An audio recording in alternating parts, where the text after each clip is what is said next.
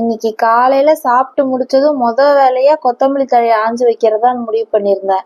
Starting என்னமோ நல்லா தான் போச்சு. ஆஸ் யூஷுவல் ஆளவை ரப்பர் ஷீட்ல போட்டுட்டு நான் பாட்டு வேலையை பார்த்துட்டு இருந்தேன். கீழே இருந்து பார்க்கும்போது நான் என்ன பண்றேன்ற வியூ பாயிண்ட் கரெக்டா தெரியலன்னு அழுவுற மாதிரி ஒரு ஆக்டிங்க போட ஆரம்பிச்சிட்டான். சரி, ரொம்ப அழுவுற மாதிரி இருக்கேன்னு கேரியர்ல வச்சு ஈஸியா வேலையை முடிச்சிடலான்னு நினைச்சதுதான் தப்பா போச்சு.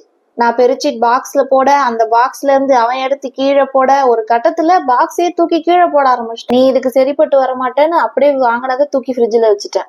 அப்புறமா ஊர்ல இருந்து கொண்டு வந்த திங்ஸ் எல்லாத்தையும் அன்பேக் பண்ணி எல்லாத்தையும் எடுத்து வச்சுட்டு இருந்தேன். ஒரு கட்டத்துக்கு மேல அதுவும் அவனுக்கு போர் அடிச்சிருச்சு போல.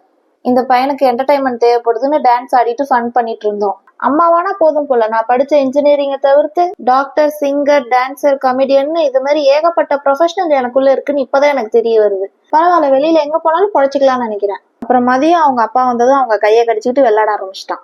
அவ்வளவுதான், நாளைக்கு பார்க்கலாம், டாடா பை.